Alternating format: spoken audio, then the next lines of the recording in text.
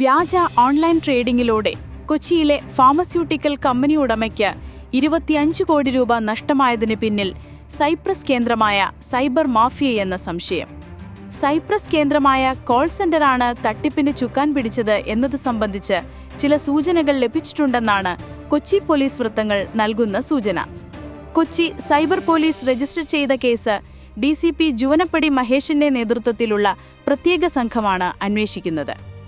Cyprus അധികൃതരും മറ്റു രാജ്യാന്തര അന്വേഷണ ഏജൻസികളുമായി ബന്ധപ്പെട്ട് നടപടികൾ മുന്നോട്ട് കൊണ്ടുപോവുകയാണെന്ന് പോലീസ് വൃത്തങ്ങൾ വ്യക്തമാക്കി. സംഭവത്തിൽ ഈ മാഫിയയുടെ ഭാഗമായി മലയാളികളുടെ പങ്കും സംശയിക്കുന്നുണ്ട്. കള്ളപ്പണ ഇടപാട്, ക്രിപ്റ്റോ കറൻസി, വ്യാജ നിക്ഷേപ പദ്ധതികൾ, വ്യാജ ഓൺലൈൻ ട്രേഡിംഗ് തുടങ്ങിയ ഒട്ടേറെ കേസുകൾ സൈപ്രസിൽ നിന്ന് റിപ്പോർട്ട് ചെയ്യപ്പെട്ടിട്ടുണ്ട്. വിവിധ രാജ്യങ്ങളിലെ ഒട്ടേറെ പേർക്ക് കോടിക്കണക്കിന് രൂപ ഇത്തരത്തിൽ നഷ്ടമാവുകയും ചെയ്തിരുന്നു. ഇക്കഴിഞ്ഞ മെയ്യിൽ ജർമ്മൻ ദമ്പതികർക്ക് വ്യാജ ഓൺലൈൻ ട്രേഡിംഗിലൂടെ പണം നഷ്ടമായ അന്വേഷണം എത്തിനിന്നത് സൈപ്രസിലാണ്. 3 ദശലക്ഷം യൂറോ, 31 കോടി രൂപയുടെ തട്ടിപ്പാണ് അന്ന് സൈപ്രസ് അധികൃതരും യൂറോപോൾ അടക്കമുള്ള രാജ്യാന്തര ഏജൻസികളും ചേർന്ന് കണ്ടെത്തിയത്. Cyprus, Bulgaria, Albania, Israel, UK, Spain തുടങ്ങിയ രാജ്യങ്ങളിലാകെ വ്യാപിച്ചു കിടക്കുന്ന സംഘമാണിത് എന്നാണ് വിവിധ റിപ്പോർട്ടുകൾ സൂചിപ്പിക്കുന്നത്. ഇത്തരത്തിൽ സൈപ്രസ് കേന്ദ്രമായ ഒരു കോൾ സെന്ററിൽ നിന്നാണ് കൊച്ചി വ്യവസായിയെ ബന്ധപ്പെട്ടിരുന്നതും പണം തട്ടിയതുമെന്നാണ് സൂചനകൾ.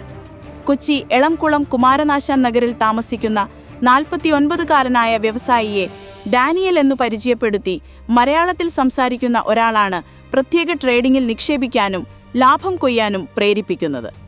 കാലിഫോർണിയയിൽ രജിസ്റ്റർ ചെയ്തിട്ടുള്ള കമ്പനിയുടെ പേരിലായിരുന്നു ട്രേഡിംഗ്. തുടർന്ന് ഇതേ പേരിൽ തന്നെയുള്ള ഒരു ആപ്പും വ്യവസായിയെക്കൊണ്ട് ഡൗൺലോഡ് ചെയ്യിപ്പിച്ചു.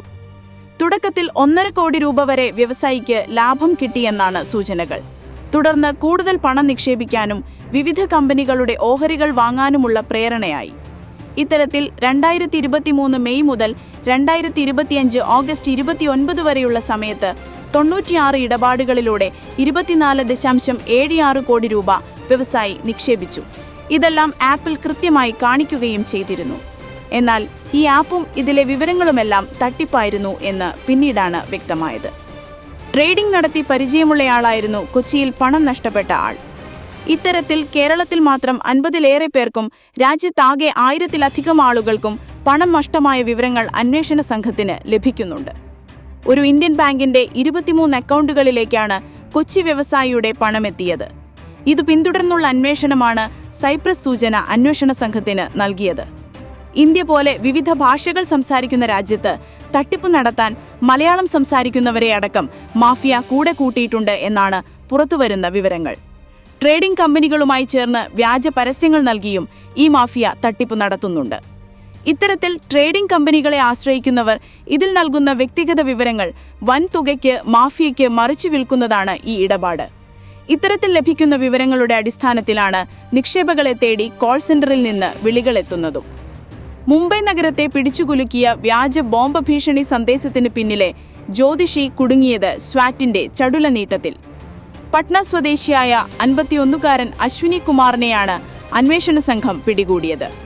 കഴിഞ്ഞ 5 വർഷമായി UPയിലെ നോയിഡയിൽ താമസിച്ചിരിക്കുകയായിരുന്ന അശ്വിനി കുമാർ തന്റെ പഴയ സുഹൃത്തിന് 8ന്റെ പണി കൊടുക്കാനാണ് വ്യാജ ബോംബ് ഭീഷണി സന്ദേശം അയച്ചത്. 2023 പട്നയിൽ വെച്ച് ഫിറോസ് തനിക്കെതിരെ കേസ് ഫയൽ ചെയ്തതിനെ തുടർന്ന് അശ്വിനി കുമാർ 3 മാസം ജയിലിൽ കിടന്നിരുന്നു. ഇതിന് പ്രതികാരം ചെയ്യാനാണ് ഫിറോസിന്റെ പേരിൽ മുംബൈ ട്രാഫിക് പോലീസിന്റെ വാട്സപ്പ് ഹെൽപ്പ് ലൈൻ നമ്പറിലേക്ക് അശ്വിൻ ബോംബ് ഭീഷണി സന്ദേശങ്ങൾ അയച്ചത്. പ്രതിയിലേക്ക് എത്താൻ മുംബൈ പോലീസ് ആദ്യം സഹായം അഭ്യർത്ഥിച്ചത് UP നോയിഡ പോലീസിനെയാണ്. CCTV ദൃശ്യങ്ങൾ, ഇന്റലിജൻസ് റിപ്പോർട്ട് എന്നിവയുടെ അടിസ്ഥാനത്തിലാണ് ബോംബ് ഭീഷണി സന്ദേശം അയച്ചത് അശ്വിനി കുമാറാണെന്ന് മുംബൈ പോലീസ് കണ്ടെത്തിയത്. നോയിഡയിലെ സെക്ടർ 79ലാണ് പ്രതിയുടെ ലൊക്കേഷൻ കണ്ടെത്തിയത്.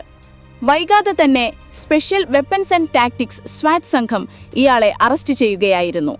പ്രതിയിൽ നിന്ന് 7 മൊബൈൽ ഫോണുകൾ, 3 സിം കാർഡുകൾ, 1ലധികം ഡിജിറ്റൽ സ്റ്റോറേജ് ഉപകരണങ്ങൾ എന്നിവയും SWAT സംഘം കണ്ടെത്തി.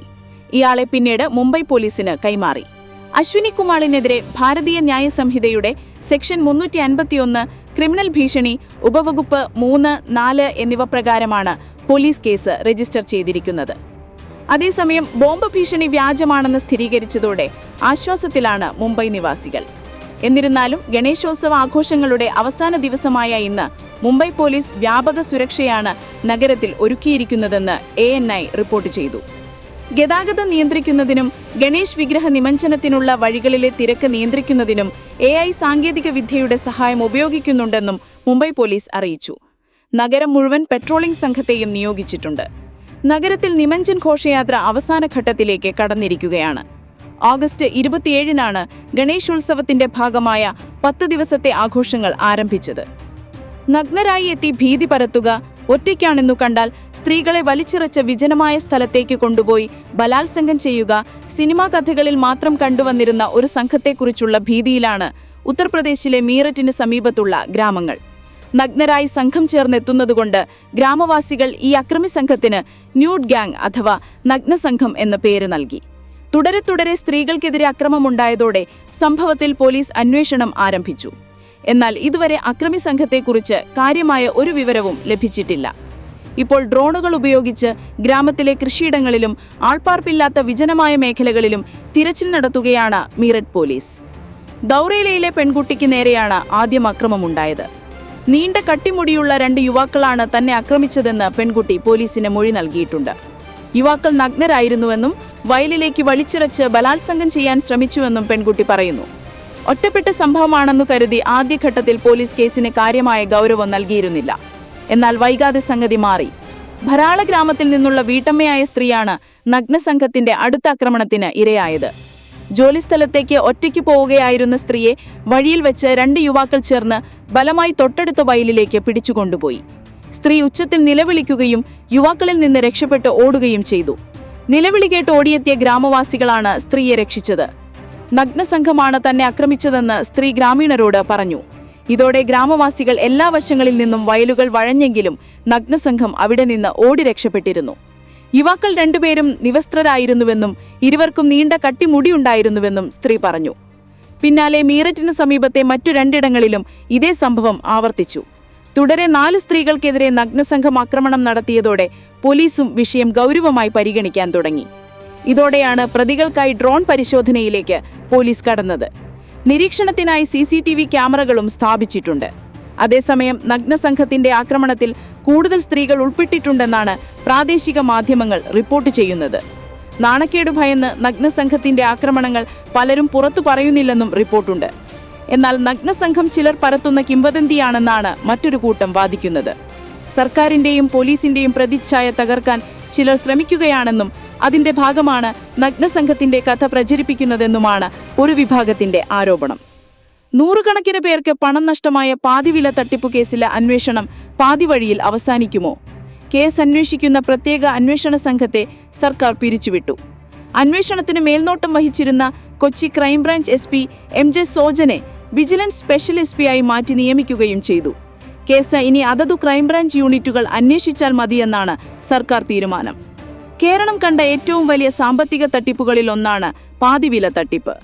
പകുതി വിലയ്ക്ക് സ്കൂട്ടർ, തയ്യൽ മെഷീൻ, കാർഷിക ഉപകരണങ്ങൾ തുടങ്ങിയ സാധനങ്ങൾ നൽകാമെന്ന് പറഞ്ഞ് സീഡ് സൊസൈറ്റികൾ വഴിയും വിവിധ NGOകൾ വഴിയും കോടിക്കണക്കിന് രൂപ പിരിച്ചിരുന്നു.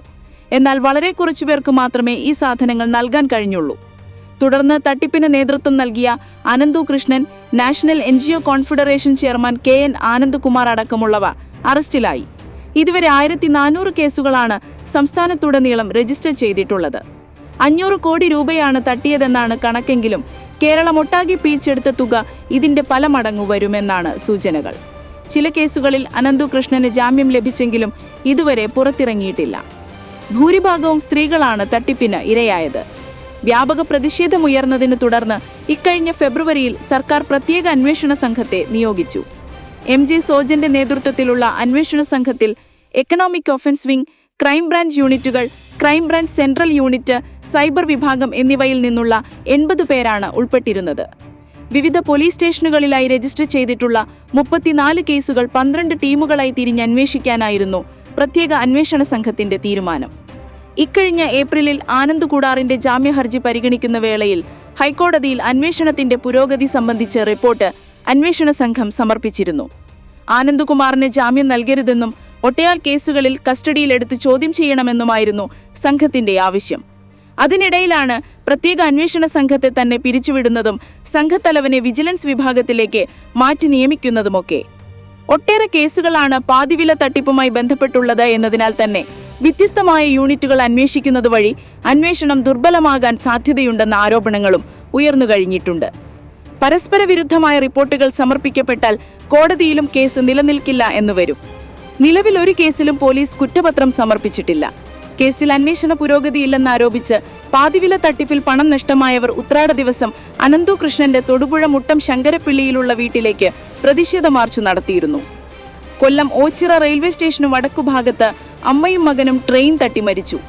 ശാസ്താംകോട്ട കാരാളിമുക്ക് വേങ്ങപ്രവണത്തിൽ വസന്ത 65, മകൻ ശ്യാം 45 എന്നിവരെ ഇന്ന് 12-ന് ഓച്ചിറ റെയിൽവേ സ്റ്റേഷൻ വടക്കേ പ്ലാറ്റ്ഫോമിന് സമീപം ട്രെയിൻ തട്ടി മരിച്ച നിലയിൽ കണ്ടു. ശ്യാം കോയമ്പത്തൂരിൽ ജോലി നോക്കുകയാണ്. ഇന്നലെയാണ് നാട്ടിലെത്തിയതിനു പിന്നാലെ ശ്യാം ഭാര്യയെയും മകനെയും മർദ്ദിച്ചിരുന്നു. ഇവർ കൺട്രോൾ റൂമിൽ വിളിച്ച് പരാതിപ്പെട്ടതിനു പിന്നാലെ ശാസ്താംകോട്ട പോലീസ് സ്ഥലത്തെത്തിയിരുന്നു. ഇരുവിഭാഗത്തോടും ഇന്ന് 10-ന് സ്റ്റേഷനിൽ ഹാജരാകാനാണ് ആവശ്യപ്പെട്ടത്. ഇന്ന് പ്രമീള സ്റ്റേഷനിലെത്തിയെങ്കിലും ശ്യാമും അമ്മയും എത്തിയില്ല. പുലർച്ചെ 4-ന് വസന്തയും ശ്യാമും വീട്ടിൽ നിന്ന് ഇറങ്ങിപ്പോയിരുന്നു. ശ്യാമിന്റെ ഫോൺ സ്വിച്ച് ഓഫ് ആയിരുന്നു. പിന്നാലെ വസന്തയും പ്രമീള വിളിച്ചപ്പോൾ അടുത്ത ഓണം വരെ ഞങ്ങൾ ഒരിടം വരെ പോവുകയാണെന്നും തിരക്കേണ്ടെന്നുമുള്ള മറുപടിയാണ് ലഭിച്ചത്. പിന്നെ ഇവരെക്കുറിച്ച് ഒരു വിവരവുമില്ലായിരുന്നു. ട്രെയിൻ തട്ടെ മരണമെന്ന ഊച്ചിറ പോലീസിന്റെ സന്ദേശം എത്തിയപ്പോഴാണ് ശാസ്താംകോട്ട പോലീസിന് സംശയം തോന്നി അന്വേഷിക്കുന്നത്. മൃതദേഹങ്ങളുടെ സമീപത്തു നിന്ന് ഇരുവരുടെയും ഫോൺ ചിന്നിച്ചിതറിയ നിലയിൽ ലഭിച്ചിട്ടുണ്ട്. ഒരു സിം കാർഡ് ലഭിച്ചത് പോലീസിന്റെ കൈവശമുണ്ട്. വസന്തയും ശ്യാമിന്റെ ഭാര്യ പ്രമീളയും മക്കളും ഒരുമിച്ചാണ് താമസിക്കുന്നത്. നാട്ടിൽ വർക്ക്ഷോപ്പ് നടത്തി വലിയ സാമ്പത്തിക ബാധ്യതയുണ്ടായതിനെ തുടർന്ന് നാട്ടിൽ നിന്ന് മാറി കോയമ്പത്തൂരിൽ വർക്ക്ഷോപ്പിട്ട് പ്രവർത്തിക്കുകയായിരുന്നു ശ്യാം. എന്നാൽ ഇതും നഷ്ടത്തിലായി. ദുരൂഹ സാഹചര്യങ്ങളിൽ കൊല്ലപ്പെട്ടിട്ടുണ്ടെന്ന വാദം ആവർത്തിച്ച് ലോറിയുടമയും യൂട്യൂബറുമായ മനാഫ്. ഒരുപാട് കൊലപാതകങ്ങൾ നടന്നിട്ടുണ്ട്, പക്ഷേ പ്രതികളെ ആരെയും പിടിച്ചിട്ടുമില്ല. സത്യം തെളിയണമെന്നു മാത്രമാണ് തന്റെ ആവശ്യമെന്നും ഒരുപക്ഷേ താൻ അറസ്റ്റിലായേക്കാമെന്നും മനാഫ് പറഞ്ഞു. തന്റെ ജീവന് ഭീഷണിയുണ്ടെന്നും പോലീസ് സുരക്ഷ ആവശ്യപ്പെട്ട് കോഴിക്കോട് പോലീസ് കമ്മീഷണറെ കണ്ടെന്നും മനാഫ് പറഞ്ഞു. പോലീസ് സംരക്ഷണം നൽകുമെന്ന് കമ്മീഷണർ അറിയിച്ചു. പ്രത്യേക അന്വേഷണ സംഘത്തിന് മുന്നിൽ ഹാജരാകാൻ പോലീസ് സംരക്ഷണയിൽ തിങ്കളാഴ്ച പോകുമെന്നും മനാഫ് വ്യക്തമാക്കി. ചോദ്യം ചെയ്യലിന് ആവശ്യപ്പെട്ട് പ്രത്യേക അന്വേഷണ സംഘം മനാഫിന് നോട്ടീസ് നൽകിയിരുന്നു. ധർമ്മസ്ഥലയിലെ കൊലപാതക പരമ്പരകളെക്കുറിച്ചുള്ള ആരോപണത്തിൽ മനാഫ് ഒട്ടേറെ വീഡിയോകൾ യൂട്യൂബിൽ പങ്കുവച്ചിരുന്നു. വ്യാജ ആരോപണങ്ങളുടെ പേരിൽ അന്വേഷണം നേരിടുന്ന ടി ജയന്തിനൊപ്പം ചേർന്നാണ് മനാഫ് വീഡിയോകൾ പോസ്റ്റ് ചെയ്തത്. വെളിപ്പെടുത്തലുകൾ വ്യാജമാണെന്ന് അന്വേഷണ സംഘം സ്ഥിരീകരിച്ചതിനു പിന്നാലെ മനാഫ് ഒളിവിൽ പോയെന്ന് വാർത്തകൾ വന്നെങ്കിലും മനാഫ് ഇത് തള്ളി. ധർമ്മസ്ഥലയിലെ സംഭവം മലയാളികളെ അറിയിക്കുക മാത്രമാണ് ചെയ്തതെന്നും മനാഫ് പറഞ്ഞു. മനാഫിന്റെ വാക്കുകൾ ഇങ്ങനെ: ധർമ്മസ്ഥലയിൽ നിരവധി സത്യസന്ധമായ കാര്യങ്ങൾ നടന്നിട്ടുണ്ട്. കൊല്ലപ്പെട്ടത് തന്റെ മകളല്ലെന്നും തനിക്ക് അങ്ങനെയൊരു മകളില്ലെന്നും പറഞ്ഞ സുജാത ഭട്ടിനെ നേരിട്ടറിയാമെന്നും അവരുടെ കണ്ണിലെ ദയനീയമായ അവസ്ഥയും കരച്ചിലും കണ്ടാണ് ഒപ്പം നിന്നതെന്നും മനാഫ് പറയുന്നു. പത്മലത, വേദവല്ലി, സൗജന്യ അങ്ങനെ കൊല്ലപ്പെട്ട സ്ത്രീകളുടെ പട്ടിക നീളുകയാണ്. സുജാത ഭട്ടിന്റെ പുതിയ മൊഴിയിലെ കാര്യങ്ങളുടെ യഥാർത്ഥ അവസ്ഥ അറിയില്ല. അവരുടെ കണ്ണിൽ നോക്കുമ്പോൾ ആ വാക്കുകളിൽ സത്യമുണ്ടെന്നായിരുന്നു തോന്നിയത്.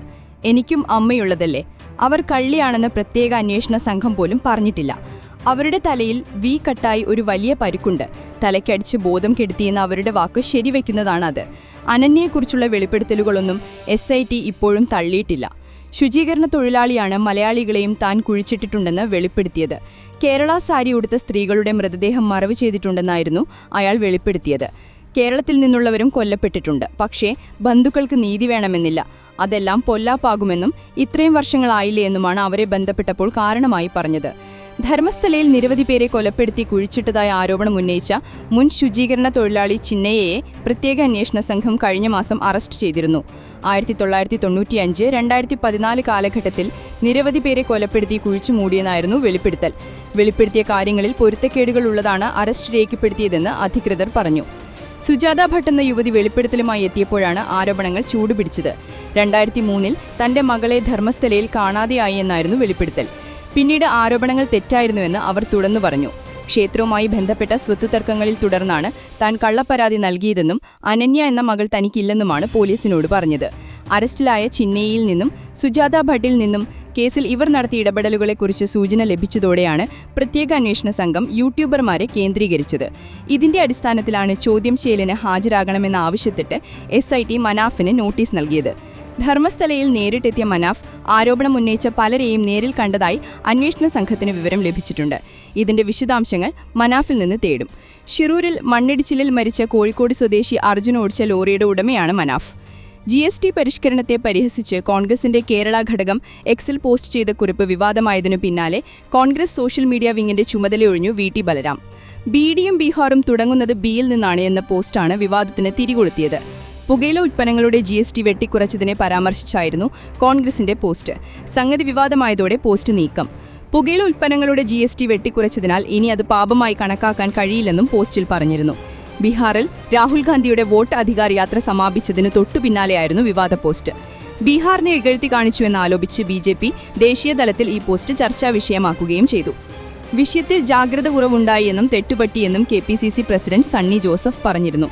സോഷ്യൽ മീഡിയ വിംഗ് പുനഃസംഘടിപ്പിക്കുമെന്നും സണ്ണി ജോസഫ് പറഞ്ഞു. എന്നാൽ സോഷ്യൽ മീഡിയ വിഭാഗത്തിന്റെ ചുമതല ഒഴിയാൻ താൻ നേരത്തെ തീരുമാനിച്ചിരുന്നതാണെന്നും ബീഹാർ BD പോസ്റ്റുമായി ഇതിന് ബന്ധമില്ലെന്നും ബലറാം പറഞ്ഞു. ഡിജിറ്റൽ മീഡിയ സെൽ പുനഃസംഘടിപ്പിക്കാനുള്ള നിർദ്ദേശം നേരത്തെ നൽകിയിരുന്നുവെന്നും അദ്ദേഹം കൂട്ടിച്ചേർത്തു. പോസ്റ്റിനു പിന്നാലെ വൻ വിമർശനം പാർട്ടിക്കുള്ളിലും ഇന്ത്യാ സംഘത്തിലും ഉയർന്നിരുന്നു. ബീഹാറിനെ കോൺഗ്രസ് അവഹേളിച്ചുവെന്ന് ഉപമുഖ്യമന്ത്രി സമ്രാട് ചൌധരി വിമർശിച്ചു. AICCയും കടുത്ത എതിർപ്പാണ് സംസ്ഥാന നേതൃത്വത്തെ അറിയിച്ചത്. അനുചിതമായ പോസ്റ്റായിരുന്നുവെന്ന് ഇടതുപക്ഷവും വിമർശനം ഉയർത്തിയിരുന്നു. പ്രാദേശിക വികാരം വ്രണപ്പെടുത്തിയെന്ന് തേജസ്വി യാദവ് പരസ്യമായി കുറ്റപ്പെടുത്തി. ക്ഷുഭിതനായാണ് തേജസ്വി യാദവ് സംസാരിച്ചതും. കുഞ്ഞംകുളം പോലീസ് സ്റ്റേഷനിൽ യൂത്ത് കോൺഗ്രസ് നേതാവ് VS സുജിത്തിനെ മർദ്ദനത്തിന് സംഭവത്തിൽ 4 പോലീസ് ഉദ്യോഗസ്ഥരെ സസ്പെൻഡ് ചെയ്തു. SI നുഹ്മാൻ, സജീവൻ, സന്ദീപ്, ശശിധരൻ എന്നിവർക്കായിരുന്നു നടപടി. DIG ഹരിശങ്കർ നൽകിയ ശുപാർശ പരിഗണിച്ച് നോർത്ത് സോൺ IG രാജപാൽ മീണയാണ് ഉദ്യോഗസ്ഥരെ സസ്പെൻഡ് ചെയ്തത്. ഉദ്യോഗസ്ഥരെ ഉടൻ തന്നെ സർവീസിൽ നിന്ന് സസ്പെൻഡ് ചെയ്യുകയാണെന്ന് ഉത്തരവിൽ പറയുന്നു. DIG നൽകിയ ശുപാർശയുടെ അടിസ്ഥാനത്തിൽ നടപടിയെടുക്കുമെന്ന് സംസ്ഥാന പോലീസ് മേധാവി രവാഡ ചന്ദ്രശേഖർ നേരത്തെ പറഞ്ഞിരുന്നു. അതേസമയം സുജിത്തിനെ മർദ്ദിച്ച പോലീസുകാർക്കെതിരെ DIG നേരത്തെ നടപടിയെടുത്തിരുന്നു. ഈ നടപടി പുനഃപരിശോധിക്കാനും IG പുറത്തിറക്കിയ ഉത്തരവിൽ പറയുന്നുണ്ട്. സ്ഥലം മാറ്റിയ പോലീസുകാരുടെ ഇൻക്രിമെന്റ് റദ്ദാക്കിയ ശിക്ഷാ നടപടിയായിരുന്നു DIG 4 ഉദ്യോഗസ്ഥർക്കുമെതിരായും എടുത്തിരുന്നത്. ഉദ്യോഗസ്ഥർക്കെതിരെ കുന്നംകുളം കോടതി ക്രിമിനൽ കേസും എടുത്തിരുന്നു. ഈ സാഹചര്യത്തിലാണ് സസ്പെൻഡ് ചെയ്യാനുള്ള ശുപാർശ IG അംഗീകരിച്ചു ഉത്തരവിറക്കിയത്. നിലവിൽ SI നുഹ്മാൻ വിയൂർ പോലീസ് സ്റ്റേഷനിലും CPO സന്ദീപ് മണ്ണുത്തി പോലീസ് സ്റ്റേഷനിലും CPOമാരായ സജീവനും ശശിധരനും തൃശൂർ ടൗൺ ഈസ്റ്റ് പോലീസ് സ്റ്റേഷനിലുമാണ് ജോലി ചെയ്യുന്നത്. നടപടി സംബന്ധിച്ച് പോലീസ് കഴിഞ്ഞ ദിവസം നിയമോപദേശം തേടിയിരുന്നു. നടപടി സംബന്ധിച്ച് നിയമ തടസ്സം വന്നതാണ് കാരണം. മർദ്ദനത്തിന്റെ CCTV ദൃശ്യങ്ങൾ പുറത്തായ സാഹചര്യത്തിൽ കടുത്ത നടപടി വേണമെന്ന് DIG ഹരിശങ്കർ അടക്കമുള്ള ഉദ്യോഗസ്ഥർ നിലപാടെടുത്തിരുന്നു. എന്നാൽ കോടതിയിൽ കേസ് നിലനിൽക്കുന്ന സാഹചര്യത്തിൽ പോലീസ് തുടർ നടപടിയെടുത്താൽ അത് തിരിച്ചടിക്കുമെന്ന് ആശങ്ക ഉയർന്നു. എന്നാൽ നിലവിലുള്ള നടപടി പുനഃപരിശോധിക്കുന്നതിനും ഉയർത്തുന്നതിനും കോടതിയിലെ കേസ് തടസ്സമാകില്ലെന്നതാണ് വാദം. അഭിപ്രായ വ്യത്യാസത്തെ തുടർന്ന് പോലീസ് നിയമോപദേശം തേടി. കഴിഞ്ഞ ദിവസം സംസ്ഥാന പോലീസ് മേധാവി രവാഡ ചന്ദ്രശേഖർ ഉയർന്ന ഉദ്യോഗസ്ഥരുമായി ഇത് സംബന്ധിച്ച് ചർച്ച നടത്തിയിരുന്നു. കേസിലൊരിക്കൽ പോലീസ് നടപടിയെടുത്തിരുന്നു. ഇത് സംബന്ധിച്ച ക്രിമിനൽ കേസ് നിലവിൽ കോടതിയുടെ പരിഗണനയിലാണ്. പുതിയ സംഭവങ്ങളെ തുടർന്ന് വീണ്ടും നടപടിയെടുത്താൽ ആരോപണ വിധേയരായ പോലീസ് ഉദ്യോഗസ്ഥർ മേൽക്കോടതികളെ സമീപിക്കുമെന്ന് ആശങ്ക വന്നു. എന്നാൽ നടപടി പുനഃപരിശോധിക്കുന്നതിനും ഉയർത്തുന്നതിനും കോടതിയിലെ കേസ് തടസ്സമാകില്ലെന്നും ഉയർന്ന പോലീസ് ഉദ്യോഗസ്ഥർ നിലപാടെടുത്തിരുന്നു. 2023-ലാണ് യൂത്ത് കോൺഗ്രസ് ചുവന്നൂർ മണ്ഡലം പ്രസിഡന്റ് VS സുജിത്തിന് കുന്നംകുളം സ്റ്റേഷനിൽ മർദ്ദനമേറ്റത്. തുടർന്ന് SI നുഹ്മാൻ, പോലീസ് ഓഫീസർമാരായ സന്ദീപ്, സജീവൻ, ശശിധരൻ എന്നിവർക്കെതിരെ പരാതി ഉയർന്നു.